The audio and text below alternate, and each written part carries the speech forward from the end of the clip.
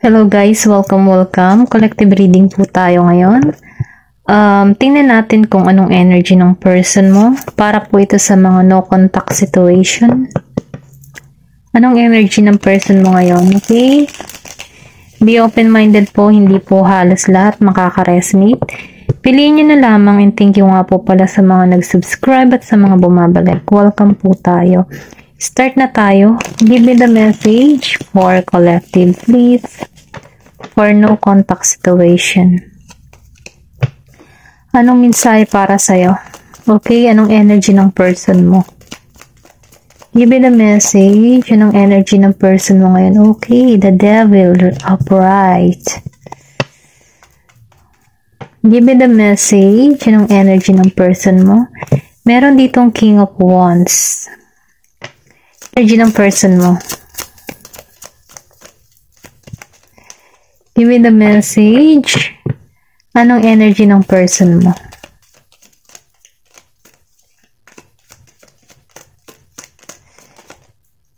Meron ditong Two of Swords, upright. Give me the message. Anong energy ng person mo?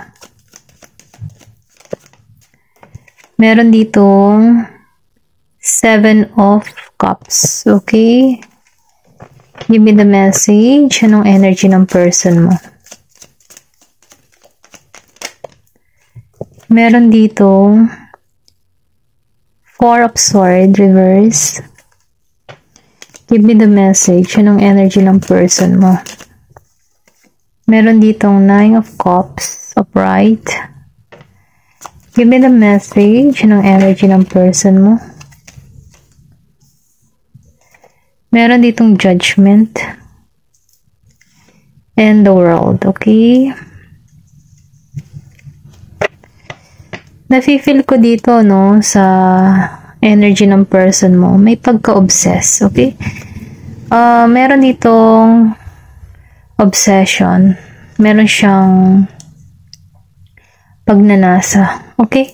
Ito lang yung nafe-feel ko dito sa the devil energy, then King of Wands. Meron kang Capricorn, Aries, Leo, Sagittarius. Meron din ditong Gemini, Aquarius, Libra, and Scorpio, Cancer, and Pisces. Ito lang yung nafe-feel ko. Meron ditong kung ikaw may nasa sitwasyon, meron ditong gustong umalis or nagpaplano mga ibang bansa, or pwede rin sabihin na meron ditong patungo sa'yo, okay? Nafe-feel ko sa the world. So, ibig sabihin, meron ditong tutungo sa'yo, okay? Na kung saan, itong tao na to may pagka-obsession or obsessed sa'yo, okay? Malakas yung appeal mo, okay? Or sabihin natin na hindi ito mawala sa isip.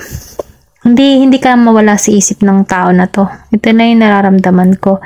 Kaya lang itong taong to, mag-ingat ka, sa the devil na to. Kung ito man itutungo muli sa'yo, ang habol lang nito ay isang bagay mula sa'yo, or sabihin natin na gusto ka nitong maangkin kasi may pagka devil energy. Hindi maganda yung motibo nito, yung tipo na may pagka-toxic, okay? Ito na yung nararamdaman ko sa the devil. Kasi itong tao nito may pagka-playboy, playgirl, hindi alam kung anong gusto, okay? May pagka-ganun siyang pag-uugali. Then, nafe-feel ko dito, patungo to sa'yo. Pero ganun pa man, dahil lumabas ang Judgment, matinding panghuhusga ang gagawin mo sa tao nito, or pwede ring sabihin na sundin mo yung inner voice mo, mag-ingat ka dito sa the devil energy na to, kasi nafe-feel ko to na meron tong lihim na something na motibo para sa'yo, okay, na hindi mo akalain na ganito pala siya, or ito pala yung gusto niyang mangyari sa inyong dalawa, okay? Kasi toxic yung energy ng person na to, okay?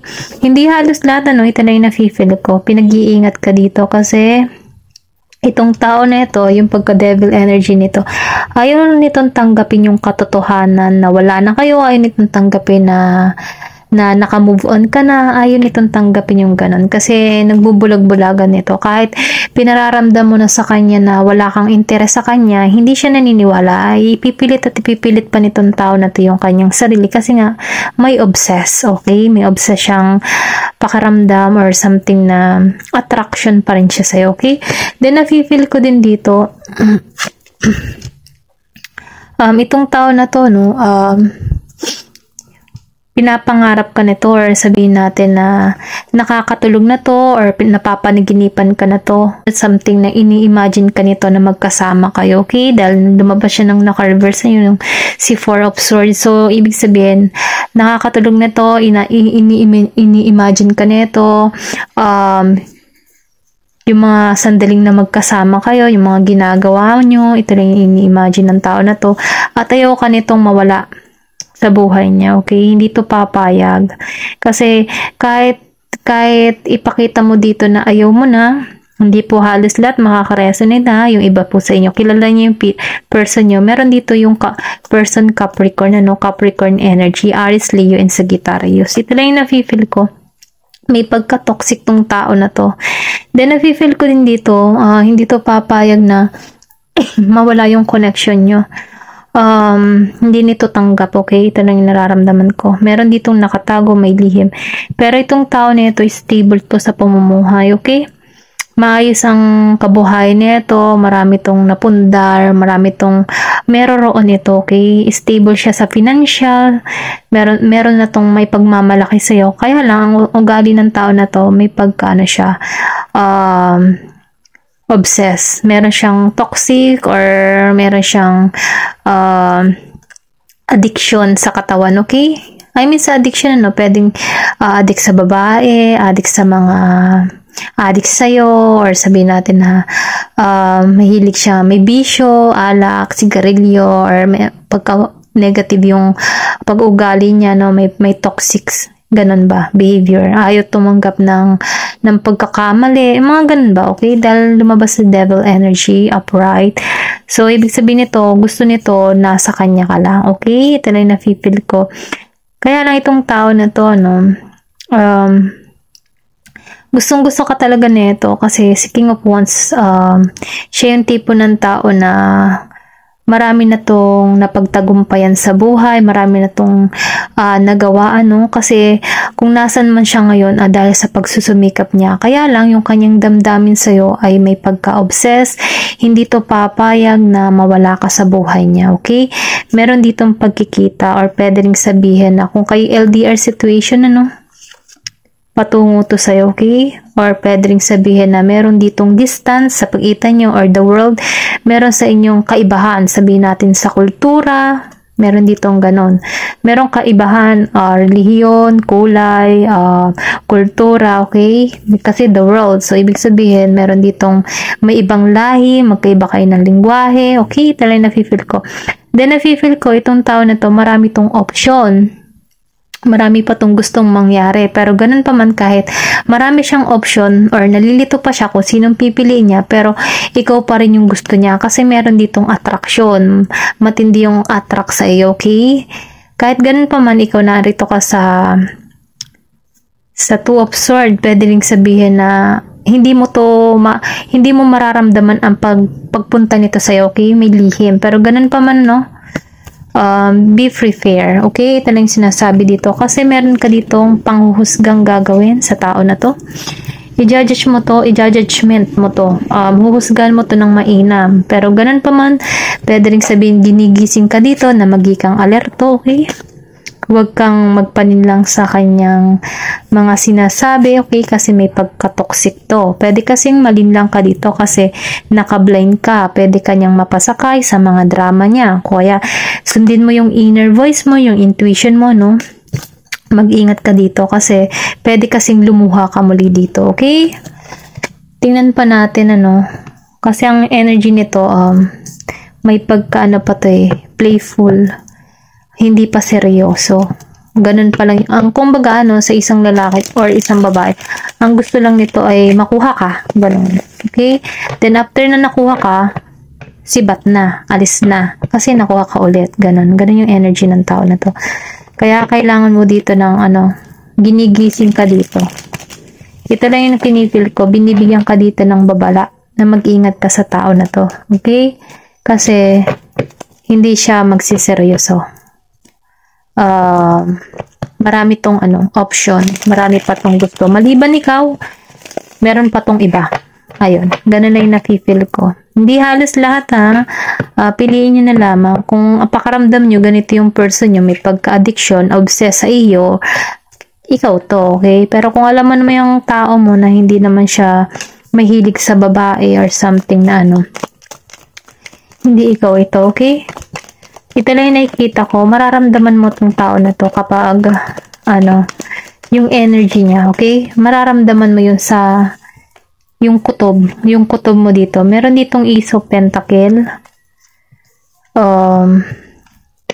Give me more information. Kung makikita mo si Ace of Pentacle, marami ditong ibon. So, ginagabayan ka dito, protektahan mo yung sarili mo. Okay? Ikaw yung dito, protektahan mo yung sarili mo, ang iyong kabuhayan, or ano man yung pinagkakaabalan mo. Kasi, darating to, yung tipo na stable ka, maayos yung buhay mo, maganda yung nangyayari sa buhay mo ngayon, yung tipong ganun ba, stable ka, at ito'y biglaan darating sa buhay mo nang hindi mo siya inaasahan, kaya kailangan mo maging prepare. May tutungo sa'yo, pero itong tao nito, isa ka pa ring option, okay?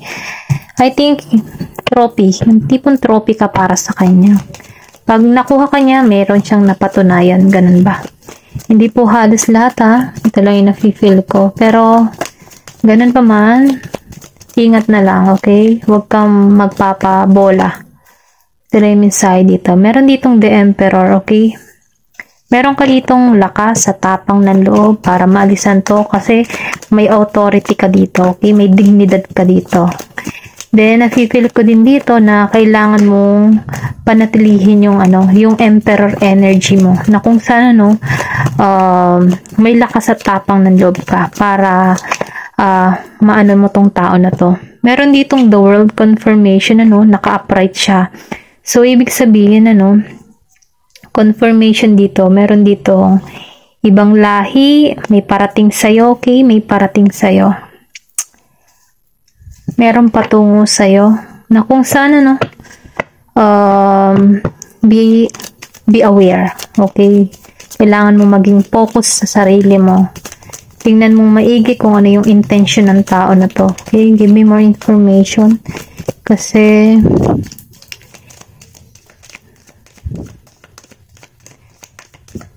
maigi na mag-ingat, okay?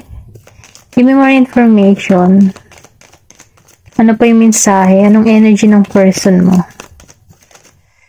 Meron dito, Queen of Cups. I think meron ditong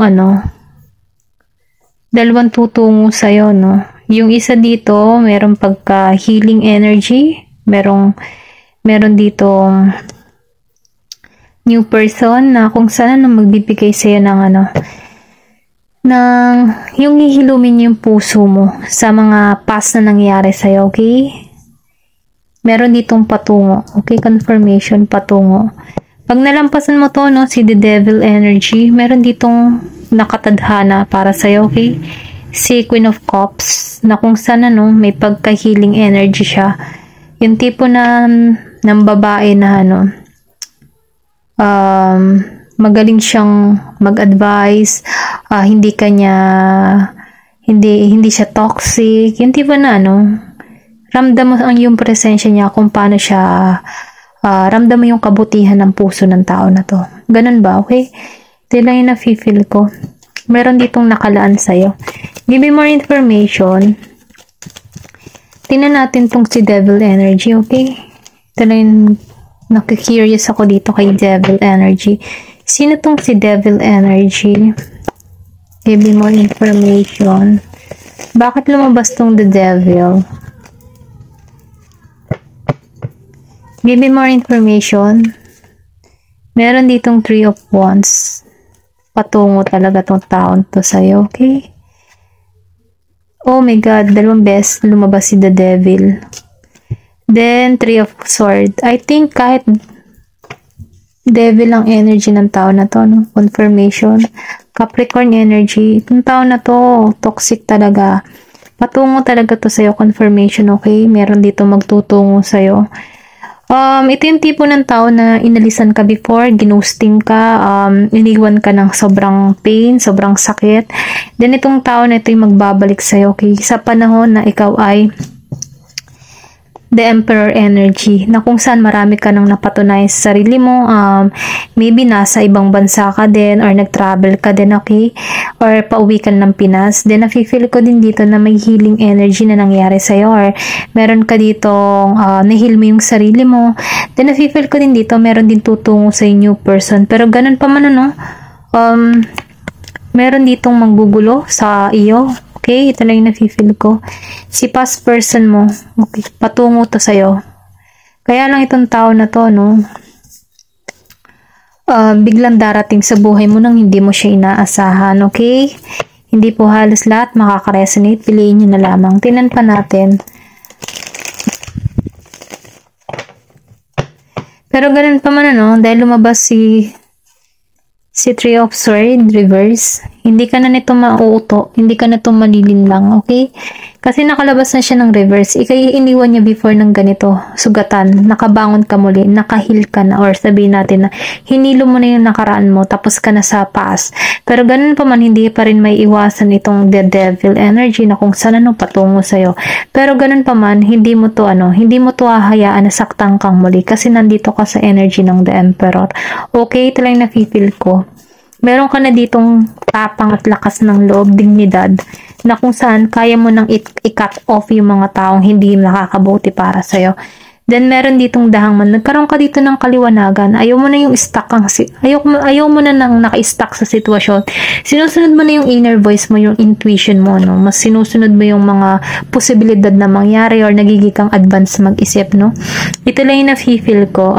Sinusunod mo na dito yung yung intuition mo. Marami ka ditong natutunan sa mga nakaraan na nangyari sa buhay mo.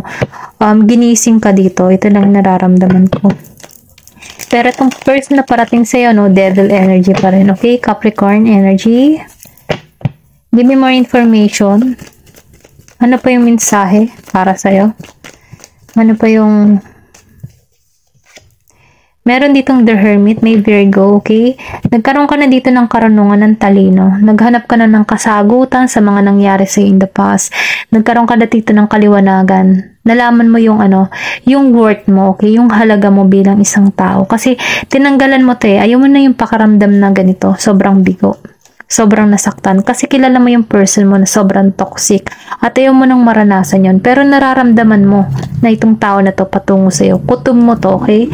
Nararadar mo tong tao na to, okay? Pero ganun pa man, sinasabi dito na open yung truth chakra mo. Open yung katotohanan para sa'yo. Kung dumating man itong tao nito, dahil patungo talaga ito sa'yo, dahil lumabas, 2 beses confirmation, the devil energy. Magsalita ka, i-ground mo yung sarili mo. Magkaroon ka dito ng boses na hindi ka na yung katulad ng dati, okay? Kasi ayaw mo na Maybe before, naging sunod-sunuran ka, controlling ka. Pero ngayon kasi lumabas si the Hermit, magkakaroon ka dito ng boses, okay? Inilayo mo muna yung sarili mo, or pwede rin sabihin, grounded ka dito, okay? Ito lang yung nafe-feel ko, dahil meron ka ditong judgment na gagawin. Iyan lang yung nakikita ko dito, okay? Tingnan natin kung ano yung advice para sa'yo. I think hindi ka nito malolokong muli, kasi andito ka na sa the Emperor energy, okay? Huwag mong intindihin tong the devil energy dahil meron ditong patungo talaga sa'yo. Yung totoong magmamahal sa'yo, okay? Magbibigay ng umaapaw na pagmamahal, okay? Meron tong Emperor energy, or pwede rin sabihin ikaw ito, na meron kang Emperor energy. Ito lang yung nafe-feel ko. Tingnan pa natin kung ano pa yung mensahe para sa'yo.